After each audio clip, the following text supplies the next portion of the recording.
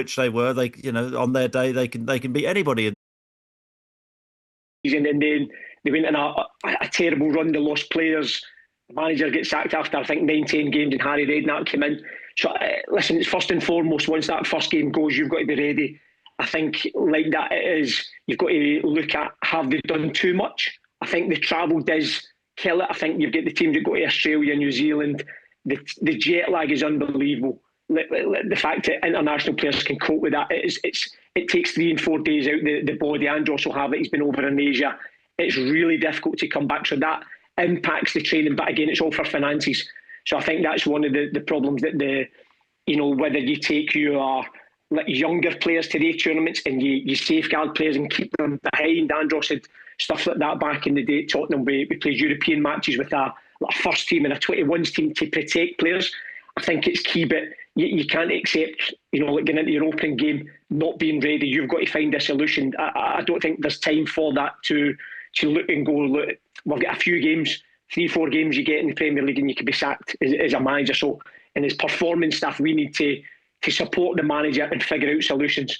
That was one of the key things working with elite managers is how can you get the players ready?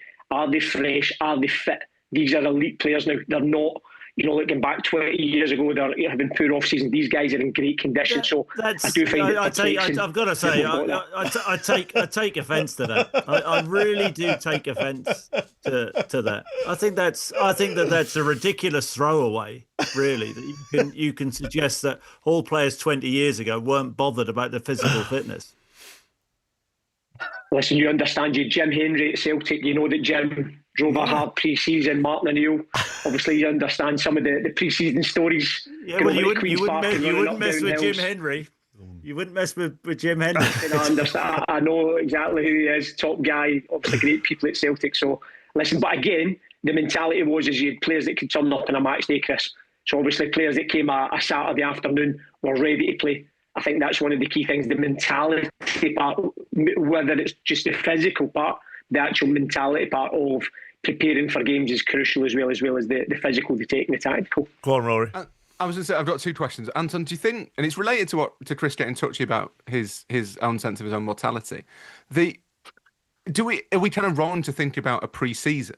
Because it's not, is it? It's not like there is a defined break. There were players playing until July the 19th for the 4 countries that made the semi-finals of the World Cup. They then get a couple of weeks break in which they are doing their own fitness work. They are coming back in the best nick they can. At which point, at least half of them have to get on a plane and fly to Malaysia or the United States or wherever. We think. I mean, I think first class, and they have all the tight pants, which they need. Yeah, but their wardrobe choices are no business of mine, Chris. People can dress how they like. It's 2026. Is there a point at which you're not actually really getting to do that baseline thing where you say, right, we set our standards now, as was the case for years and years and years? What you're doing is trying to manage a decline in their fitness, or not decline in their fitness, but sustain a level in their fitness against these overwhelming obstacles that the endless packing of the calendar are throwing in your way, which means that what we're seeing to an extent is football is richer than ever. And in lots of ways, it's kind of more, it's kind of more kind of global and more, it's advancing tactically and technically and in terms of nutrition, at light speed. But everyone's always knackered. Yeah. Is that listen, it's difficult. I think it is fair. I think the travel, listening to Andros' days, obviously Chris's days, it was still there. The travel and the commercial agreements, but the thing was you've got to find a way around the problem. So like that, if I know at Tottenham, for example, maybe the first 10 days would be brutal, doubles, triple sessions, no days off, to get that base level before you then went and travelled, because it was going to be impacted. But when we done it in America, you still worked up, there was still doubles, triples, and you had to cope with it. Whether it was at Celtic, for example, the guys would maybe be playing Champions League qualifiers 3 or 4 weeks in, guys like John Kennedy, they would have to work the team hard. So you had to do it. You don't have that luxury of, we'll just wait to the first game of the season. You had to do it, but you've got to find a solution. So it is difficult, but I think it can be an excuse of getting to that first game of the season. You have to find a way around it. get the players fit, whether it's, like doing chamber work, whether it's in the gym, all the different parts, and being smart with how you train them. And my second question was, you hear it a lot, managers coming in saying the players aren't fit enough. And as soon as I hear that, I immediately think excuse, because as much as I can believe that some managers have higher fitness standards than others, I refuse to believe that any manager who's operated in the Premier League since Chris Sutton was a boy, even before Chris played, back in the black and white days, had players who weren't fit. Like, it seems you're presumably talking about minor, like gradual incremental differences in fitness, or different types of fitness even, rather than, well, the previous guy let them all get fat. And I was going to add on to that, actually, because that was going to be my final question, Anton, which is, in this day and age, with everything that is available to performance directors and players, and you mentioned chambers and this, that and the other, would there be a massive difference in fitness requirement for Roberto De Zerbi coming into Spurs or Iraola coming into Liverpool? Because that's what we're told. That style of football requires a different... Is it maybe just a different type of fitness rather than a greater fitness?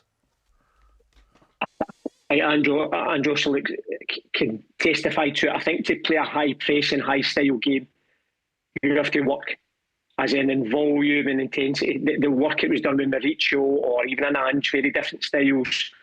But the work was hard. The training sessions, everything from prep, gym, was all about the game style. How do we press? How do we recover? How do we run? It was so tough, and it was survival of the fittest. So I think it is really key. The key thing is they have the players to actually do it. I think Andros was a testament to the high level of young players at the club. There was a lot of fit players, obviously Andros, Ryan Mason, Nabil Bentaleb, guys that could run, play, technically excellent. So I think you need the right players, and I think you need obviously the right players to play that style. And again, you have to either recruit that. Pep Guardiola done it at Man City after 1 year. Kyle Walker came in.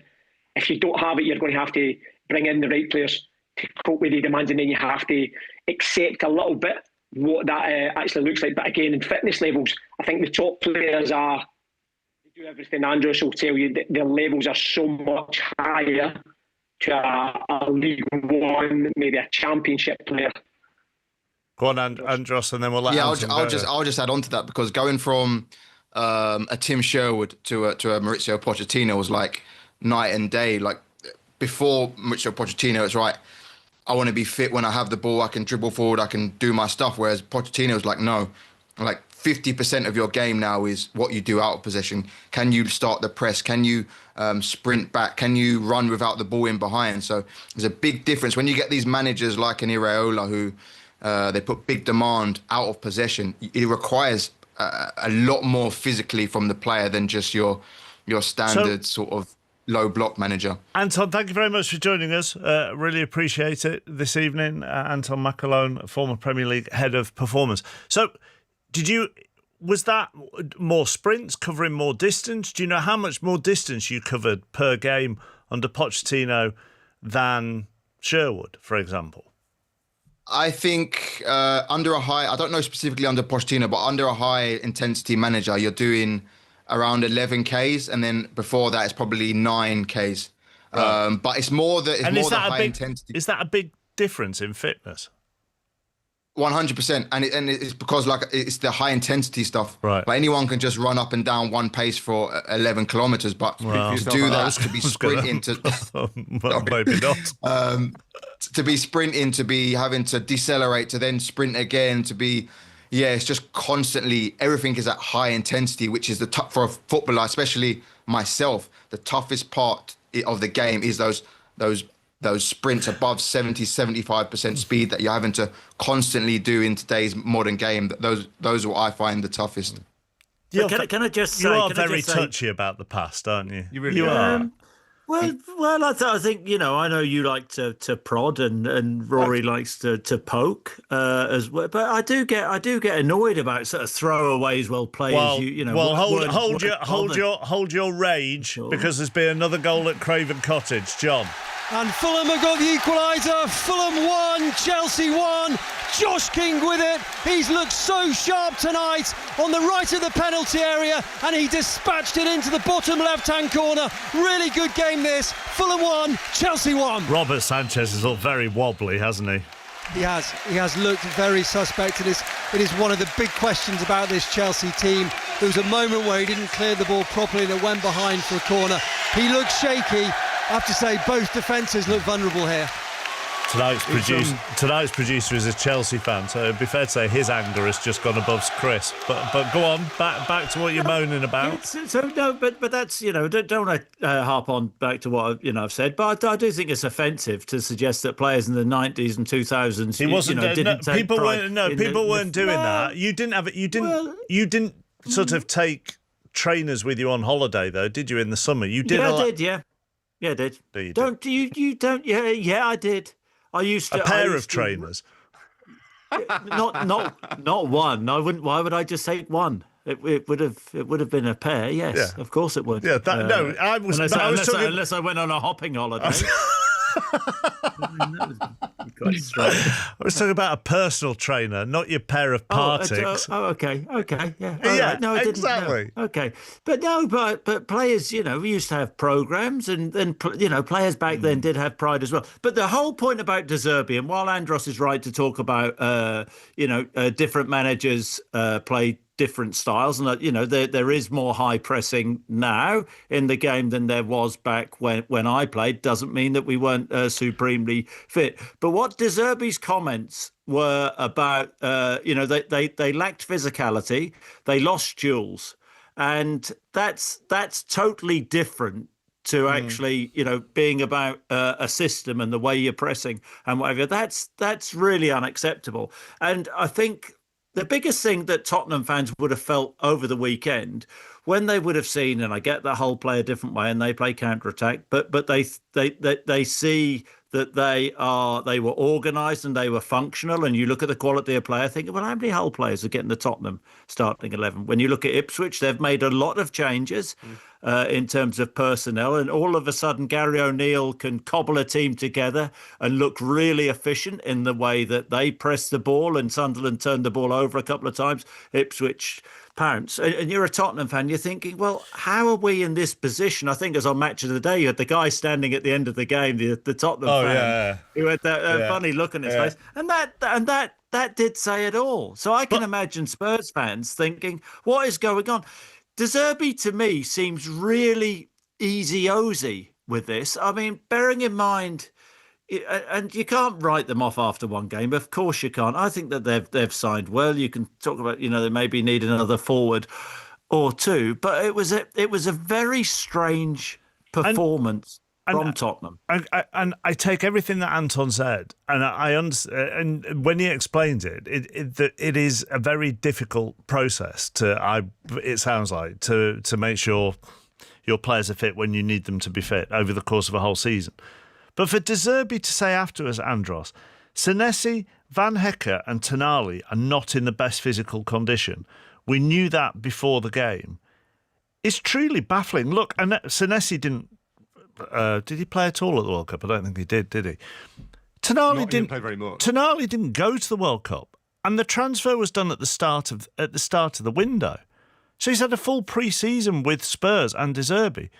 So if you're a Spurs fan, are you, with that one in particular, are you not going, why not?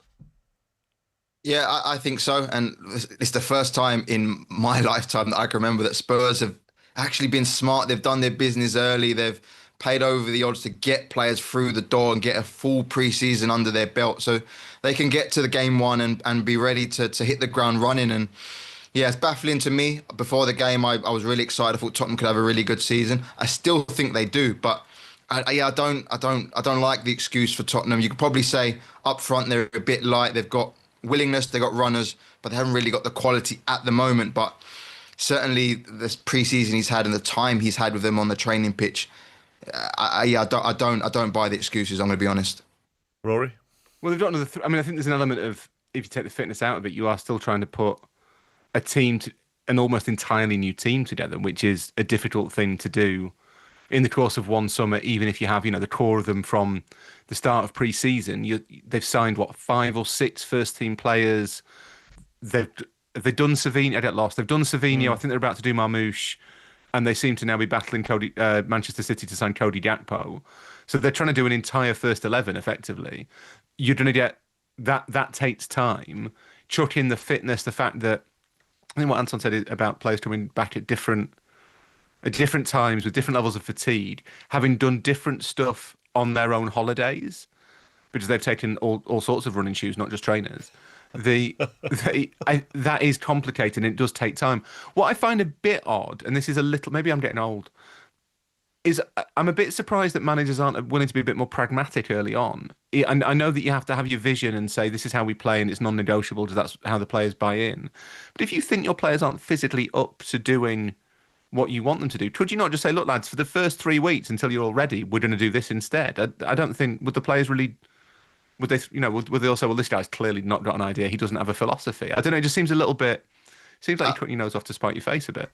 I think he realised that at half-time, Rory. I think at the moment, I don't think Spurs are good enough to play they want to play. They want to play with 2 ball-playing midfielders, Tonali and Bergvall, and really dominate possession. What Brentford were doing is just being compact and waiting for the moment that those 2 midfielders went forward and then just played it in behind him. And I think he realised that we need a Bentancur. We need someone who's just going to sit in front of the back 4 and be more secure. But obviously on the occasion, the game was well gone. They were 2-0 down by half-time, so his change didn't really make much of a difference. Chris, why are you scowling? I always scowl. I find, and I'm so impressed with what De Zerbi has done throughout his management career. But I just don't think he has any excuses. They were undercooked, and if he's sort of, suggesting that the stuff about Tonali and Senesi and Van Hecke that they're not ready. Well, they're not ready. Why aren't they ready? That's on you. The pre-season is on you. If you're not happy about touring wherever, well, do something about it then. He has absolutely no excuses for the players not being in the correct physical condition. And you even look at the bench. Spurs had a fair few players on the bench at the weekend as well. Spurs have still got a strong squad. So that would be the frustrating part. If I'm a Spurs fan, thinking why are we not ready and other teams are? There's lots of teams who aren't ready, to be fair. I mean, I think everything Chris has said is right. But it does seem that there are lots of teams who either physically or in terms of recruitment, or to be honest, in terms of like understanding what their managers want, all look like this. This is very much a learning on the job Premier League season, I think. But also the mentality side of that. If you're De Zerbi, especially after what he took over last season, surely your mindset would be, we need to really nail the first game. We need to be ferocious. We can't be easing ourselves in, because they've got Newcastle next, and I think they've got an okay start in terms of games. But once you get, if it sort of rumbles on to 4, 5, 6 games and Spurs don't get a win, we all know what's going to happen. What? Well, the heat's going to start coming on De Zerbi, isn't it? They'll say, wrong guy. Yeah, but... Well, they will. They just will. That's what happens. Well, his history would tell us that if it's not going well by then, it's more likely to be the other way, and he'd go. Yeah. From a player's point of view, would you rather the Michael Carrick reaction after their defeat than the De Zerbi one, Andros, where he was basically...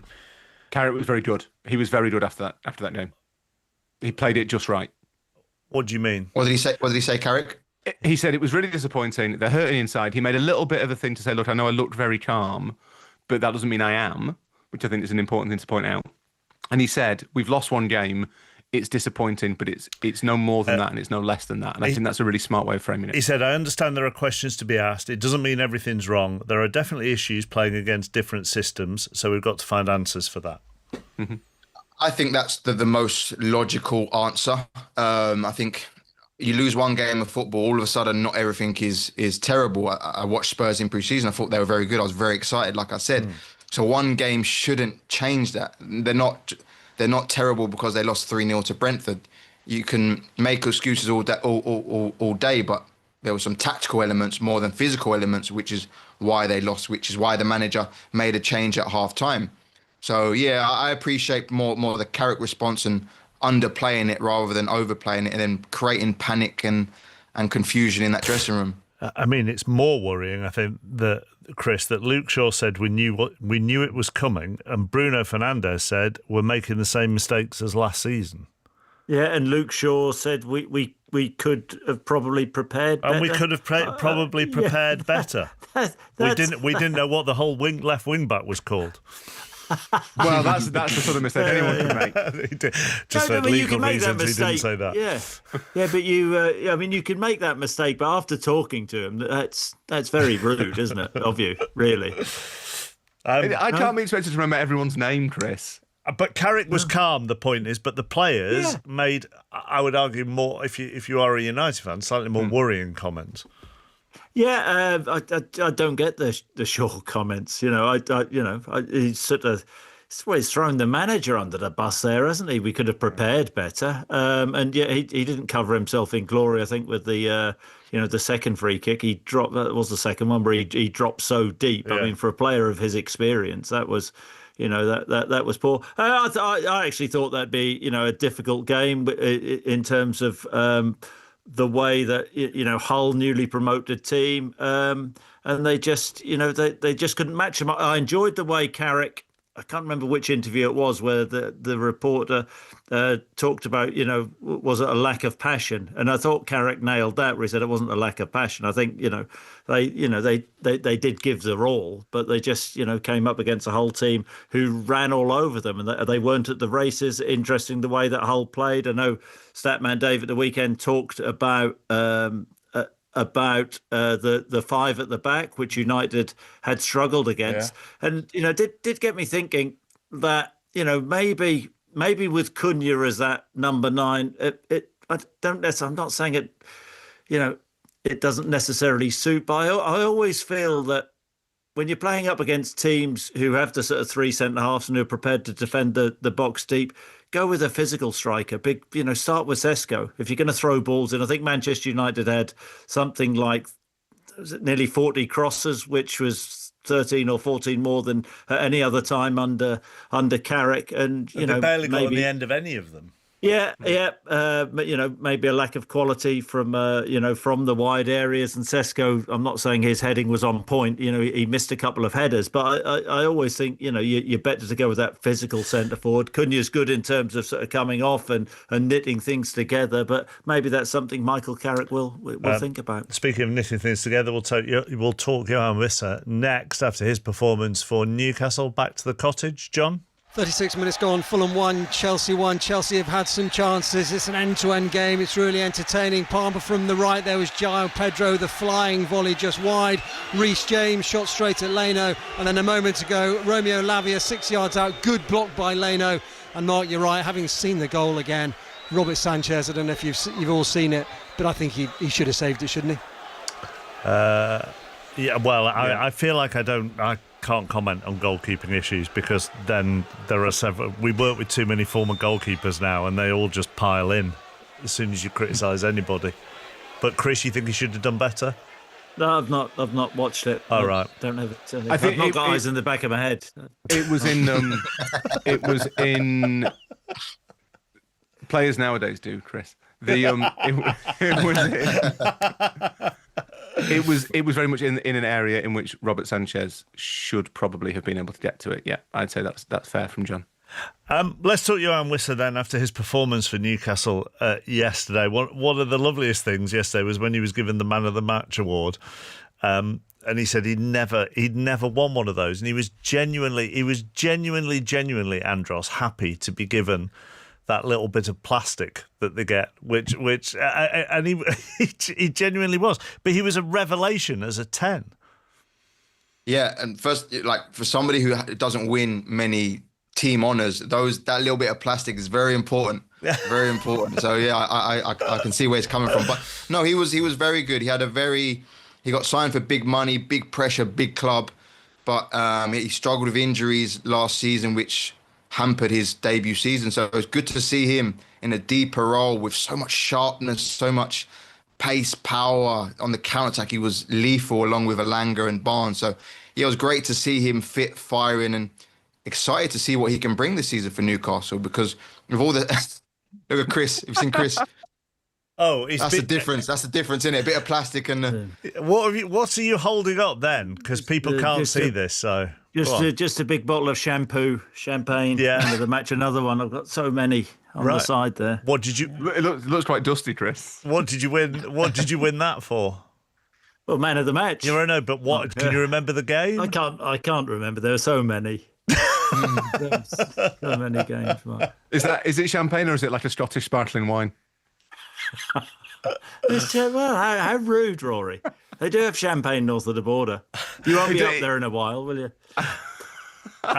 Let me give you some of the quotes for you, Andressa, yesterday. He himself said to Sky, "The manager expects me to be a leader and lead the group. He wants me to be winning balls, making sure everyone is going forward, going for the kill, but also sometimes just being calm. New manager, new role. I'm so pleased to be here.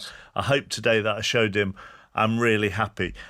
And I think, Rory, we talk about when players are fit or when they're ready or when they're not. Everything last season, everything with that transfer window last summer and Isak had a knock-on effect for so many different players, and he was one of them who was kind of caught in that not being fit and ready because he hadn't had a pre-season. Yeah, I think he went when he was injured, didn't he, Wisser? And he was out for a while, and he looked like he never really got up to speed with the season. And by the time he was, I guess, approaching full physical fitness, Newcastle's season was kind of stuttering, and there was, disputes over him and Voltemada, who were very different types of strikers, and they were being kind of used in different ways. The team never looked kind of like it fully understood what it wanted from its strikers, what it wanted from Wisser or from Voltemada, and I think they both struggled for it. He was great in the World Cup, Johan Wisser. He looked like very much the Brentford Wisser for DRC. And I wonder whether that break, the chance to go and play for his country, to represent his country, to that change of scenery, but also kind of the reminder that he is a top-class player, of being in that environment where obviously DRC have got lots of good players, but he would have been one of the senior figures in that squad, whether that gives him a little bit of a shot in the arm in terms of belief, because he was outstanding yesterday in a role I'd never seen him play before at club level. But he looked really comfortable. And it wasn't just that he was creative and energetic. It was that he was really, really smart with his positioning, with his decision-making, all that stuff. It was really encouraging to see. Somebody on their league debut has just scored. John Southall. 117 million. There's a back payment already. Fulham 1, Chelsea 2. Morgan Rogers with his first goal for the club on the left of the area. Emphatic finish. And Lacroix also has to take some credit with the assist. Did really well on the right of the area. Cut inside his man. Laid it across the area. And Morgan Rogers did the rest. Fulham 1, Chelsea 2. And they've got about 5 minutes to go until half-time there. Do you think 10 will be his position going forward then in this lineup, Andros? Or do you just think that was how they needed to play against Liverpool to hit them on the counter, which is what they did very well? I think it was perfect for that game, whereas Liverpool don't have a holding midfielder, a recognised holding midfielder. So those moments on the turnover, to have a player like Vissa with his pace and his drive just in the pockets waiting, fit them absolutely perfectly. So looking at their front four, he could well stay there, because Alanga, Barnes, Osula, who did very well himself in that game, it could be a position that he makes his own now. Osula's a really weird one, because there was a point last season, you mentioned that the Isak transfer window, Mark, that when Eddie Howe, and this is not to criticise Eddie Howe at all, was sort of saying that they'd been left almost entirely without forwards, but they paid money for Will Osula. He was there, he was part of the squad, and there was a real reluctance to play him. But he's really blossomed. He was excellent yesterday, and given that you got Wisser there and Voltemade was on the bench, Osula's now their number 10. He's taken Anthony Gordon's shirt. He's really stepped up from a circumstance in which his confidence might have really suffered. It's really nice to see Osula kind of establishing himself as well. Do you think that's because he ended the season on fire? Do you think, we speak about Vissa at the World Cup, do you think that gave him the confidence, that spell at the end of the season, to give him the belief that he can be the number 9 and not just a backup striker? Yeah, I mean, it must help. And I guess there's also the possibility, I don't know him at all, but there's I guess the possibility that he felt, okay, well, look, I've not been given a chance to prove myself. It's about time I go and kind of show the world that I'm ready for this. But even the act of taking the number 10 shirt suggests a degree of confidence, doesn't it? From the Liverpool point of view after that game, Chris? I didn't think they were as bad as some people have made out. I actually thought when it went 1-1, my son, one of my sons is a Liverpool fan. And I'd gone a 3-1 prediction to Liverpool. He said, "You're going to be right with your prediction." And then, but Newcastle's good on the counter attack, and that's what they set up for. The abundance of pace up top, and they broke well. And Wissa Wozki, I think it's fascinating. Wissa getting the nod over Voldemar in terms of being more mobile than Voldemar. It'll be interesting to see what happens to him. But I think Liverpool are a work in progress in the way that that they will change stylistically under Iraola. When Rory wasn't here on the last Monday Night Club, we talked about Iraola talking about that. They can only run for 30 minutes, so they clearly, the way he wants them to play, they'll certainly need to improve their levels of fitness. But I thought they were okay. I think there's more to come. I do think that they are a bit of a work in progress. Van Dijk just doesn't have the pace which he once has. I think he needs a big season. They've got, I think, the fullbacks, they've got issues with Frimpong, and I mean Kirker's got absolutely slaughtered, didn't he, for the goal by Elanga. But I'm not so sure. Elanga's going to beat most people. Yeah, I thought that was the judgment of Kirkez. I mean, he can't help the fact that at a full sprint he's not quite as fast as Anthony Elanga. But what was more interesting on that goal, and Andros, I was working with Daniel Sturridge and Micah yesterday, and when they analysed that goal, they actually looked at where Gravenberch, Szoboszlai and Wirtz were all stationed, which was all in the Newcastle penalty area, I think, or if in fact just one of them might have been right on the edge of the Newcastle penalty area. And post-match, their discussion then turned into, would you use Szoboszlai as a 10 and then have a more of a holding midfielder and push him slightly further forward? And of course, by doing that, you then open the question of what do you do with Florian Wirtz? I completely agree, because we saw last season Arne Slot wanted to go more offensive, took away that recognised number 6 to have more possession, to suffocate teams, and it didn't work. We saw that time and time again. Liverpool were just so open, and they've got a new manager in. They've got a whole another transfer window to get a body through the door, and it seems that they're suffering with the same thing. Gravenberch and Szoboszlai are forward-thinking players. Every time Newcastle got the ball, it was straight to Elanga, Wissa and Barnes in between the lines, and they were attacking a back four. And like you said, Van Dijk's not the Van Dijk of a few years ago, where no problem, let those players try and take on Van Dijk and Konate and whoever else they had there. It seems that they're just so open, and many teams will be looking at that. Many teams have pace on the counter-attack now, so many teams will be looking at that thinking, Newcastle have done it. Okay, let's set up the same way. Let's be patient. Let's wait for our moments when those two players do go forward.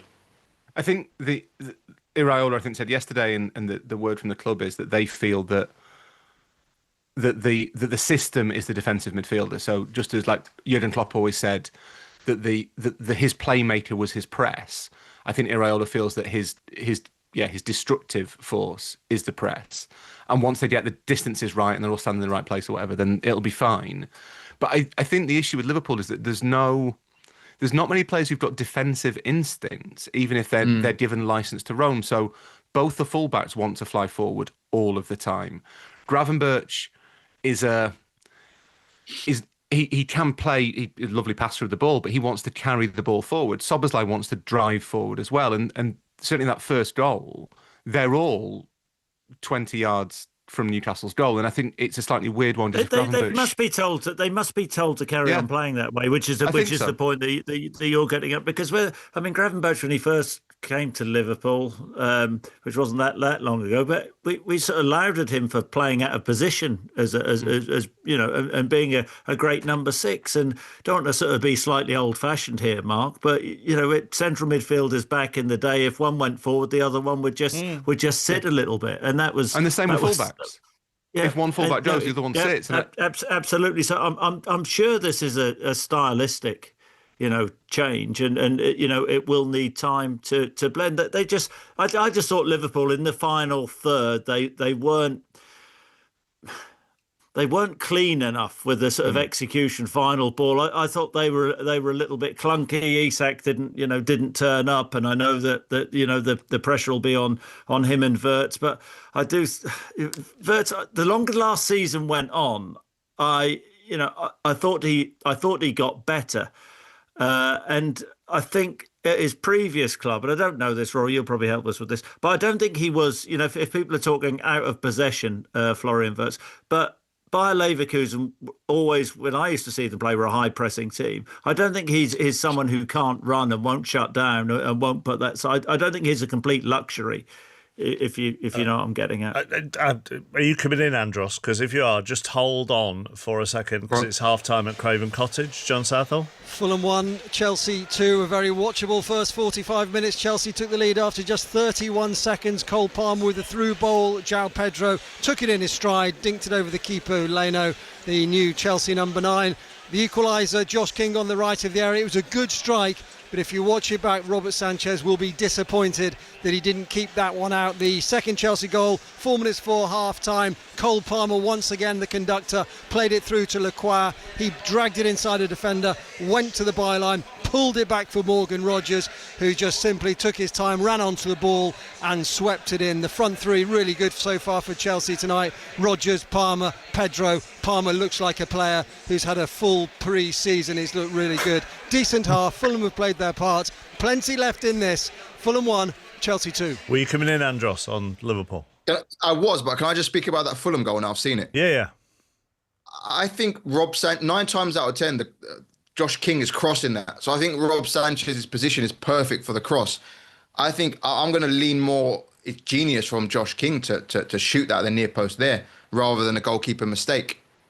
Okay, you are straight in Joe Hart's goalkeeper fan club with that kind of analysis. Yeah, go on to Liverpool then. Worryingly for Liverpool, I think Cody Gakpo was their biggest attacking threat, and he's the one player we want to get rid of, because Ngamo is obviously young, he's willing, he's hungry, but he didn't really have the effect he would have liked. Wirtz was nice without being too threatening. Isak, again, I don't know whether it was because the abuse he was getting from Newcastle, he wasn't up to the speed, he wasn't his usual self. So do you think it was that? Because I was going to ask both you and Chris on that, whether that was just, I mean. And it was properly. I mean, they gave it him from the first minute to the 97th or whatever. And I wonder whether, therefore, you park your opinion on Isak's, whether we all should just pause on Isak's performance yesterday, because I don't know. Only he would be able to tell us.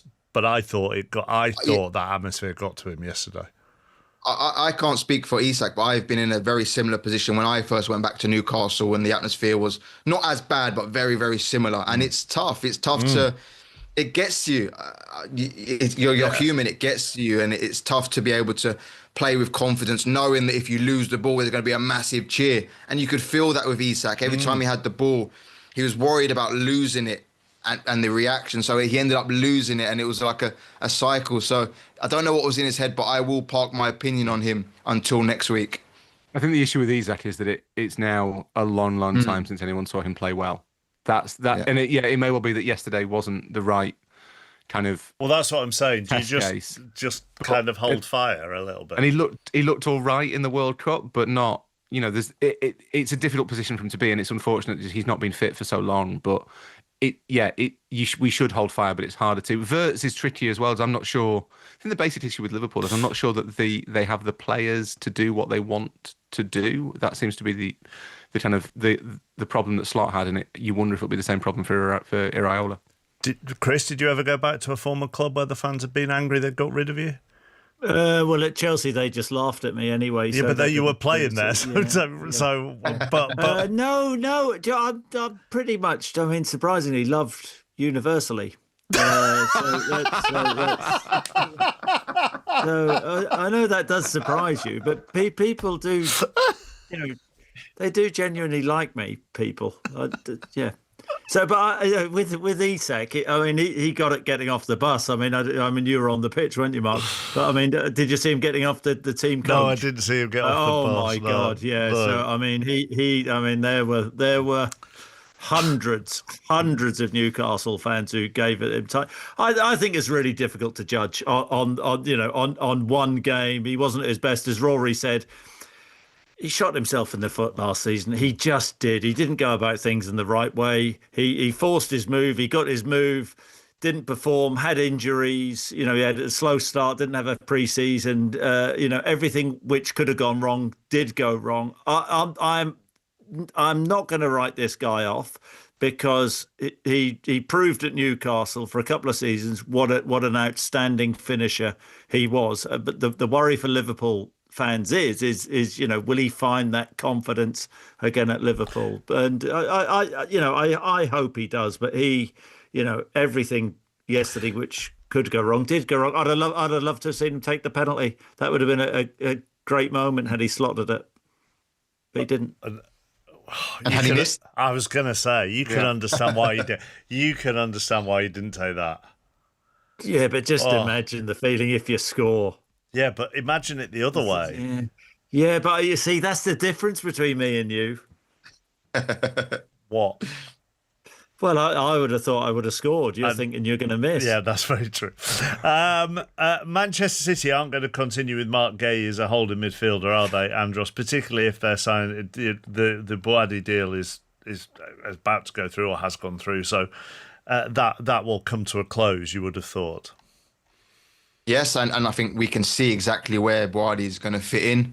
Maresca likes to build up with the two players in that midfield area. Elliot Anderson, I thought he was very, very good. His forward passing is a joy to watch. So to have Boadi fit in there to be more of that driving force with the ball rather than a passer like Elliot Anderson, I think they all complement each other very well, and I'm excited to see how they do integrate this young phenomenon into their team.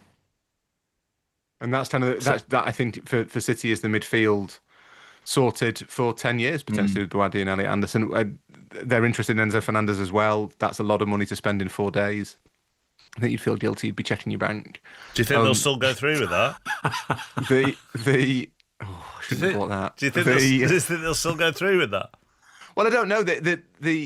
Oh, come on, have an opinion. You're not here to sit on the fence. The drumbeat is sufficient that I'd be. There's obviously something going on. And the other thing with City that I think is noteworthy is they do seem to be kind of clearing the decks a little bit. Savinho's gone, Marmoush has gone. I think Marmoush is about to go. They're about to sign someone from Palmeiras, Alan Silva, I think he's called, the 22-year-old winger, who seems to be a direct replacement, I guess, for Savinho. Won't claim to have seen him play football a huge amount.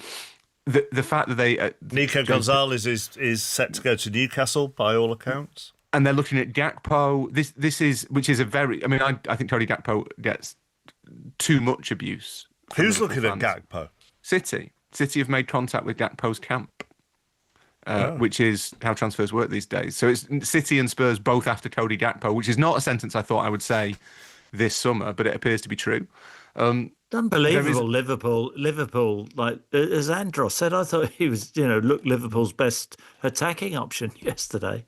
So I think with City. Can I just say, it's not a good night for names. It's Alan Elias, not Alan Silva. Alan Elias. That's Long John Silva. With the Brazilian, if you guess Silva, you tend not to be far wrong. I blew on that one. It's a rusty start for me. It really is. I'm not impressed with the fitness of some of the Monday Night Club tonight, but anyhow.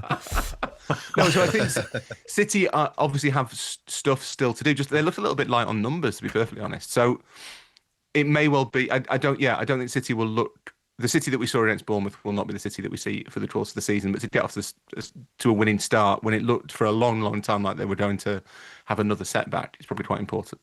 It's a great win for Maresca. Do you know the players I felt for? I want a penny for their thoughts. Nico Gonzalez, who was on the bench, and Kovacic with Mark Gahey, who's a really good footballer. But I just wondered what they were thinking, because it did look for quite a lot of that game as if I think some people would have thought he was trying to be too clever for his own good in his first match at home. Yeah, but the justification's always in the result, and he got there in the end. I'm pleased for Maresca because they're just I mean, Pep's shoes are a nightmare to fill, aren't they? And the fact that he was bold, but he is, he's a strong character. We saw that at Chelsea. He'll go his own way, as he did do, putting Gahey in that position, which I don't know whether Andros may know whether he's ever played central midfield before. He's a good footballer, Mark Gahey, but I think that caught everybody on the hop. I think he had two. I was told yesterday he had 2 games in midfield for Crystal Palace. Although Enzo Maresca said afterwards, Mark Gahey has never played as a midfielder. But I think we thought that he'd had 2 games as a midfielder for Palace. I saw something 2024. He played a couple of games in midfield for Palace. But at times yesterday, he was further ahead than Elliot Anderson. It wasn't like he just sat in front of the back 4. I mean, there were times when he was in the sort of Kevin De Bruyne position, Andros. And that's the way City play. So much fluidity. Nico O'Reilly, Rico Lewis, whoever finds their way forward, they have that ability to be able to deal with the ball in between those lines in those tough areas. So, yeah, he's a ball-playing centre-half, but he can also drift into midfield and be competent there as well, as we've seen. But I think once Berardi gets through the door, we'll see him move back into his usual centre-back position. Right, that's it from the Monday Night Club. Thank you, Chris. Thank you, Andros. A little bit of work to do, Rory, but, At least you got my name right.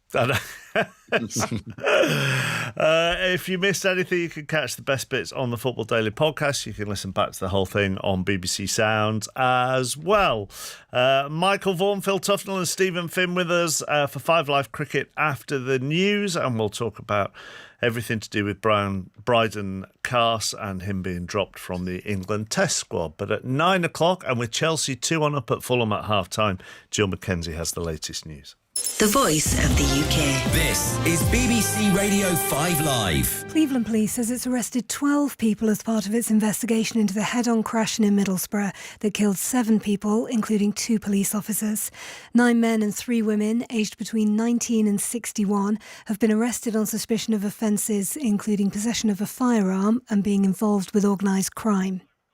The Metropolitan Police says it sent a file of evidence to the Crown Prosecution Service relating to a man in his 80s as part of the investigation into crimes committed by the former Harrods owner Mohammed Al Fayed, who died 3 years ago. Hundreds of women say he sexually assaulted them. The former world snooker champion Graham Dotz has been found guilty of child sexual abuse. The High Court in Glasgow was told about 2 victims, a primary-aged girl in the 90s and a young boy assaulted between 2006 and 2010. The 49-year-old will be sentenced next month. And the US has announced new sanctions against Iran, saying they'll sever the country's links with the global economy. The Treasury Secretary Scott Bessent said other countries would be put under pressure to end economic ties with Tehran. What a stunner! It's an absolute cracker! Ever feel like you just missed out on something amazing? With BBC Sounds, you can ask most smart speakers to go back to the start of the show. Just say, ask BBC Sounds to restart. And now we are ready for the big one. Full commentary here on 5 Live. So you never miss a thing again. Get more from your smart speaker with BBC Sounds. This is 5 Live Sports. 5 Live Cricket. With Mark Chapman. So we have an hour of 5 Live Cricket. We'll keep you up to date with everything that's going on at Craven Cottage, where Chelsea lead Fulham by 2-1. Michael Vaughan, Phil Tufnell and Stephen Finn are with us. We'll talk about how awful Pakistan looked in that test at Headingley in a little while, with Joe Root back as permanent test captain. But we have to start with everything that's gone on with Bryden Carse. He's been removed from England's squad for the second test against Pakistan after that photo emerged of him being handcuffed by police outside a club in Derby on Saturday night. Understood he wasn't arrested. The ECB has referred this. I didn't know this. The ECB has referred this incident to our old friend Stefan Schemmel, the cricket regulator. I knew that. Yeah, that's cheered me up. That's cheered me up no end.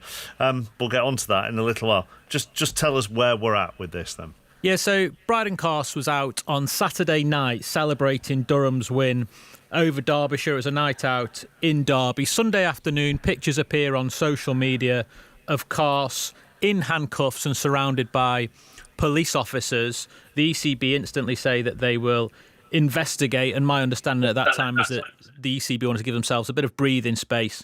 And then a statement lands this afternoon saying that the ECB have referred the incident to the cricket regulator, and for that reason, because Kars is under investigation, he's been removed from the England squad for the second test against Pakistan on Thursday. Then after that statement from the ECB, we get one from Derbyshire Police that said a man in his 30s was arrested on suspicion of being drunk and disorderly in Derby city centre on Saturday night. However, the man was de-arrested shortly afterwards, having agreed to leave the area. And yes, that is the first time I have ever heard of anyone being de-arrested. De-arrested? De-arrested. That's the first time I'd heard of that too. Right. And obviously, I think most people listening will know everything that has gone on, but put this into context of everything our good friend, the cricket regulator, has had to deal with over the last few months. Yeah, so this goes all the way back to Halloween. How apt that is, really, that Harry Brook was struck by a nightclub bouncer in Wellington. We know that incident didn't become public knowledge until after the Ashes series, when it also emerged that Jacob Bethell and Josh Tongue were present on that night in Wellington. There was the Ben Duckett social media video when he appeared to be drunk in Noosa, that infamous mid-Ashes holiday. This summer, Ben Stokes and Gus Atkinson involved in their own nightclub incident that resulted in both men missing the second test against New Zealand. And now Kars, alongside his Durham teammate, an England teammate, Matthew Potts, and of course the former England captain, Stokes. If you've counted, that's 8 players that have been involved or present for late-night misdemeanours from this England team since last October. All 8 have central contracts. So to put it another way, more than a quarter of England men that were handed central contracts in the autumn of last year have been involved in or have been present in these sorts of incidents. I mean, there are so many different directions we can go in. There are so many questions that I could ask here. Start, Michael, though, with what you thought when you saw the story first of all. Well, first and foremost, the regulator needs to get a few bonuses. He's working overtime and has done for a number of months now. I couldn't quite believe it. I mean, 2026, what have England played? 5 test matches. They've won 2. On the 2 occasions that they've won, there's been an incident after the victory. All right, Braden Cast didn't play and it was away from the England cricket team. But on the back of the New England captain, pretty much saying before the test match at Headingley, he wanted a mature group of players that would make mature decisions. The curfew was put to one side. The curfew that was brought in, Joe Root and Stephen Fleming said, no, we're not having a curfew. We're going to trust the players. We want them to behave like adults. And just a few days after that statement from Joe Root, one of his England players, again, not with the England team at the time it happened, but he's an England player, goes out till 3 o'clock in the morning and, look, arrested. Braden Cast was in handcuffs outside a nightclub in Derby. It's an awful look for the England cricket team once again. You think even though he wasn't sort of on England duty, that it is still an England matter? Yeah, I do. Yeah, he's an England cricketer. He's in the England squad. He got released to play in that game at Derby because he didn't make the team at Headingley. He was in the squad for this week's test match at Lords. So he's an England cricketer, and you're a central contracted player. Whenever you're representing your county, you're not just representing your county, you're still representing your county as an England cricketer. I actually look at, Braden Cast, for me, I like the way he plays his cricket. The one problem that I have, and the England and Wales Cricket Board have to look themselves in the mirror here, and the players. Because throughout the winter in Australia, we were all out there. Stefan was there, Stephen was there, Tuffers was there, and England were getting beaten. But every time I heard that there was a night out or there was a problem with what they'd done off the field, Braden Cast's name was always mentioned. Perth, when they got beat in 2 days, who went into the casino, a load of money fell out of his pocket? Braden Cast. Adelaide, they went and lost the Ashes. Who was seen out at night, late at night? Braden Cast. So I think the ECB and the England team and his teammates have to look themselves in the mirror and they have to say to themselves, have we advised Bryden Carse well? Yes, he's made the mistake, he's an adult and he's got to make his own decisions, but as teammates, I think this is where Joe Root's coming from when he says he wants maturity. Maturity is the team around you accepting that you've got to manage some of those. Rob Key can't be there 24/7 with the players. Richard Gould, the CEO, can't be there 24/7. The captain can't be there, but your teammates can. And those teammates at Durham would have known that Bryden Carse has got, within his character, he's got it in him to be a little bit loose at night. So that's when you need your teammates to go, you know what, Bryden, we've had a good drink, we've won, but let's go home. Let's go home now. Why is he still up there at 3 a.m? That's what's confusing me, and that's what disappoints me with his teammates around him. Bring Tuffers in. I'll bring Stephen in just a moment. We're going to hear from Joe Root, but first of all, John Southall.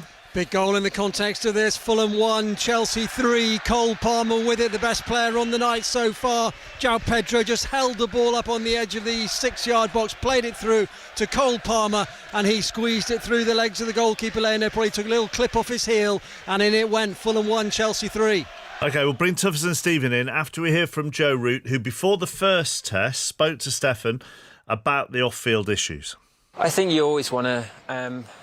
you always want to represent your country in the best possible light, and we might have fallen short of that on a few occasions in the recent past, but the only thing that we can do to rectify that is be really good role models and good human beings and putting some really strong performances out on the field, and that does take time, and that first opportunity to do that is this week. So I think it's trying to take that and understand what that looks like, and really throwing ourselves into each situation and scenario we find ourselves over the next 5 days.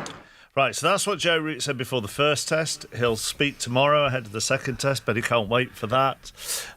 Stephen? Good evening. I mean, you look about as delighted to have to talk about this as he will be to do that press conference tomorrow. Go on, what's your initial thoughts? My initial thoughts are just, I thought we were going to have a great opportunity tonight to talk about the good things that England did this week. And it's been a running theme throughout this year, hasn't it? There's a glimmer of light at the end of the tunnel, and then that glimmer of light is blocked off by some misdemeanor that is completely unnecessary. And the thing that confuses me and I can't get my head around is the lack of ability to determine what the perception of something will be.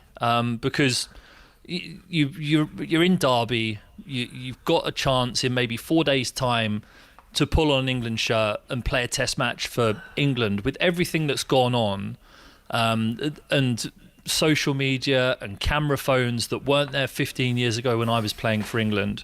Where are the receptors saying that something just doesn't feel right for me to go out till 3 o'clock in the morning here? And where's the sensible decision that comes with that? And it's not been there, and we find ourselves again talking about something that's unnecessary. Is there any part of you, Tuffers, that looks at this and thinks, look, and we don't really know what happened, but obviously he's been de-arrested.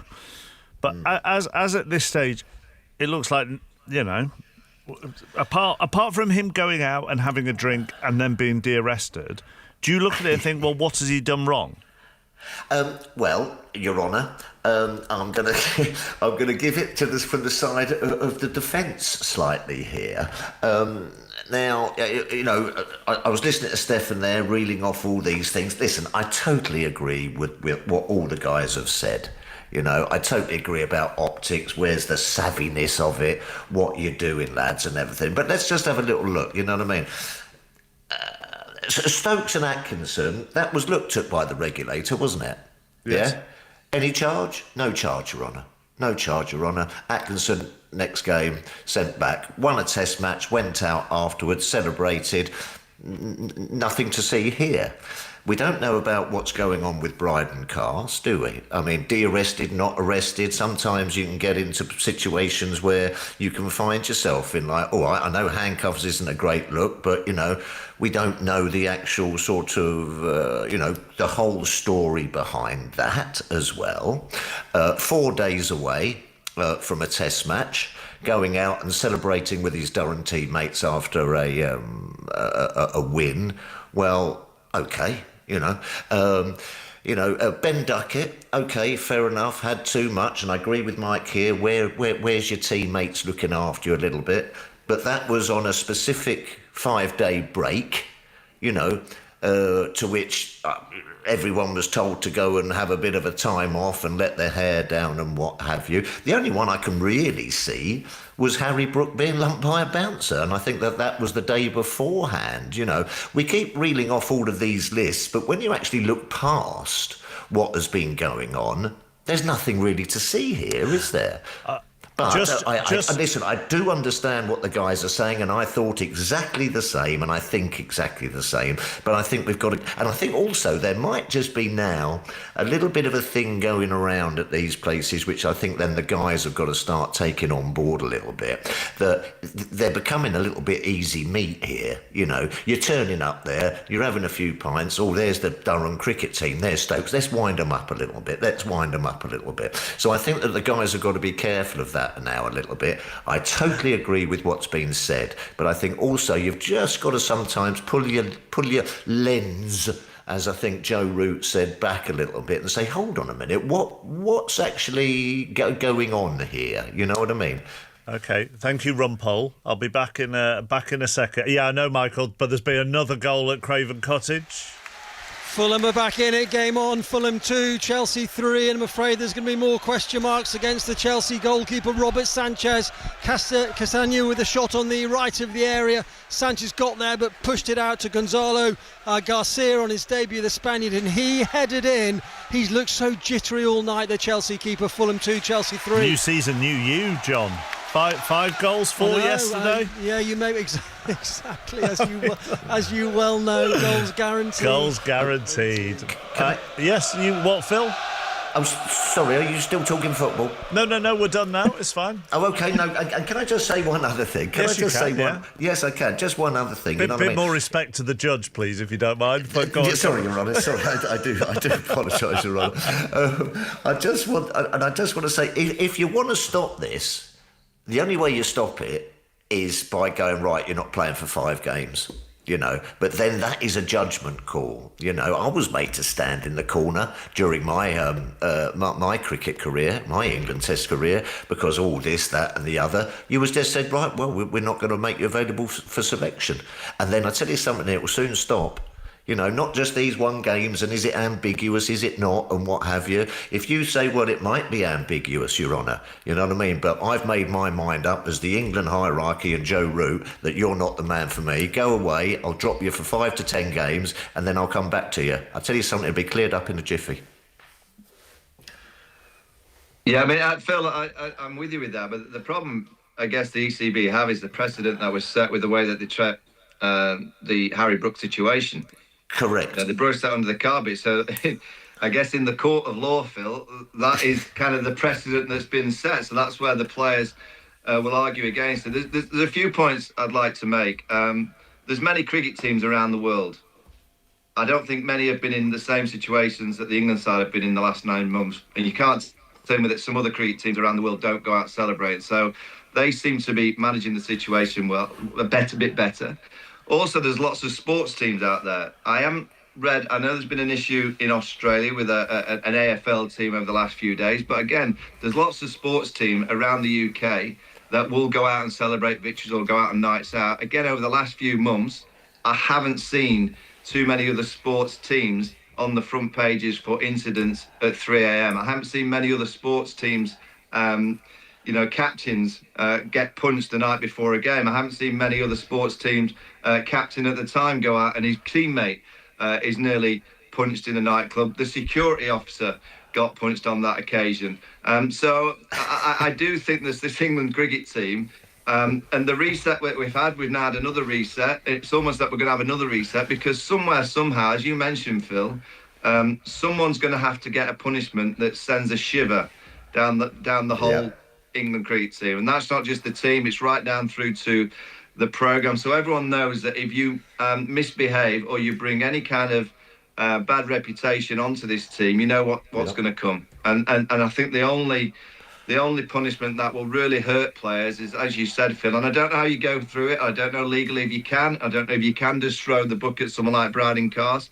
My one area of concern for Brydon Cast is, as I said before, I've heard too many times his name mentioned, and I hope he's getting good support around him, because he looks to me like he's the kind of character that just needs a little bit of... I'm sure he's getting lots of support, but I worry about that kind of character, that he's just a little bit loose, and if you give him a bit of rope, he's going to take a huge amount of it. He just needs people around him that's giving him a little bit better advice. And at the minute, and certainly on Saturday night, you can't tell me all the Durham players didn't know about Brydon Cast's behaviour. And they've allowed him to go out till that time in the morning, knowing full well that something may happen when he's out and about. Talking about the punishments, though, and in a minute I'll read you what Matt Pryor said to the BBC earlier today. But just on the punishments, Michael, can you...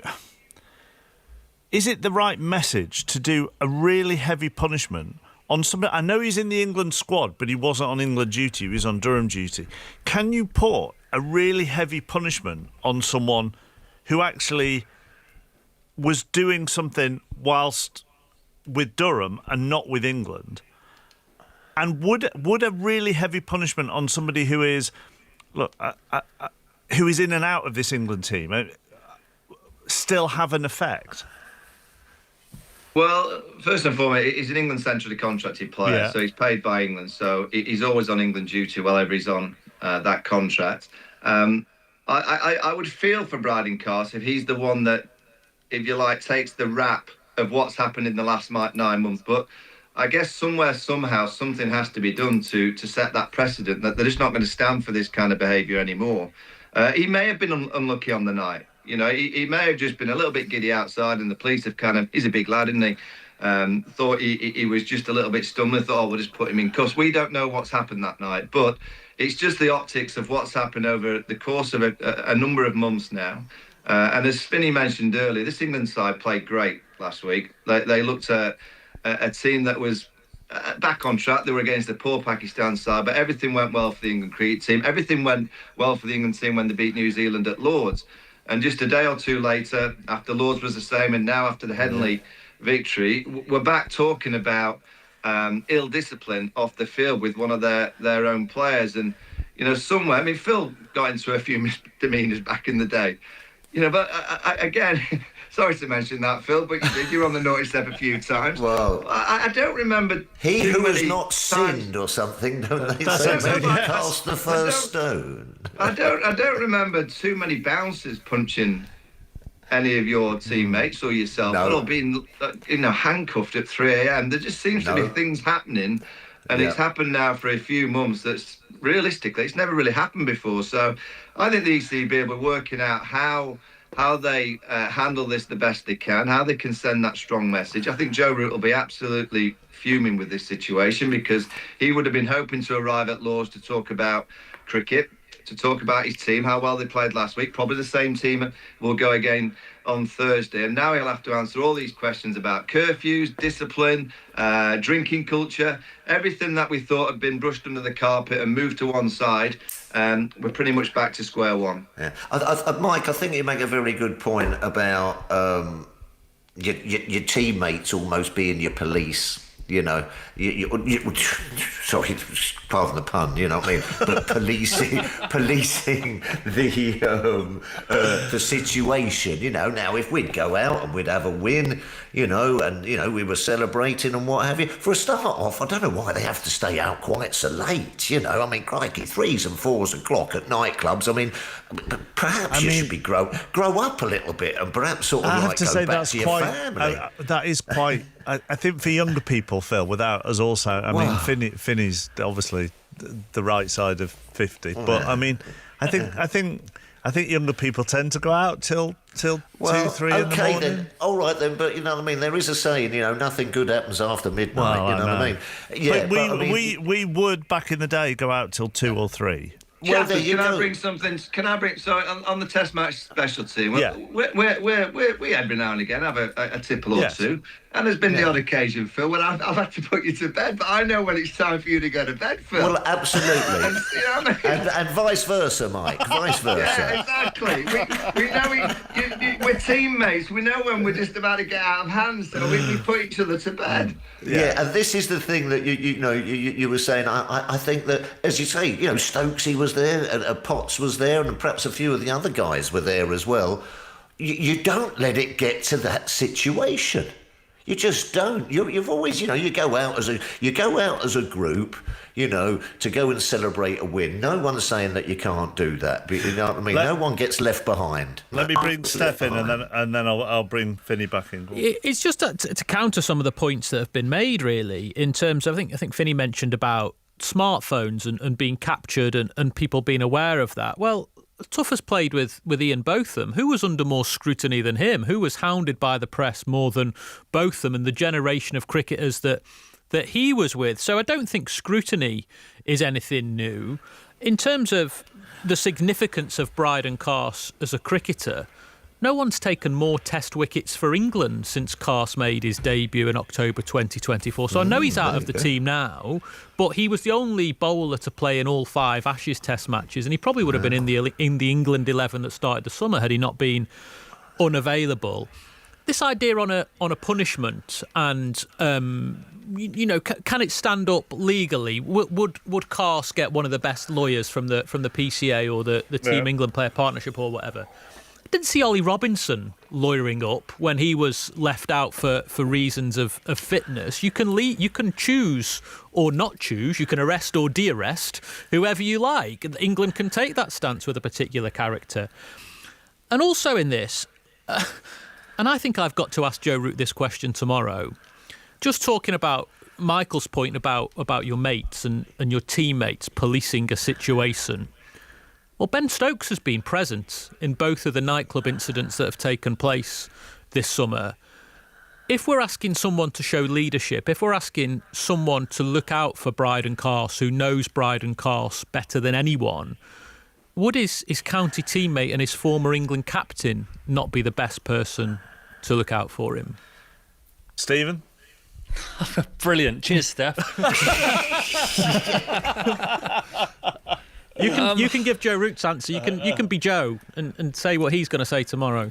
Well, he's going to play with a very straight bat, isn't he? But I think it's the perception. I repeat what I said earlier. I mean, we don't know the details of the circumstances about what has happened here. So Stokes being the common denominator in both nightclub incidents this year, we can't say exactly what has happened. So I think that you can't have a correlation there. But it's not understanding the perception of what happens if someone does capture you on a smartphone, if someone does do something that provokes you and then captures it on a smartphone. So I think it's the lack of understanding of what it might look like if it goes wrong is what is wrong in this situation, and not being able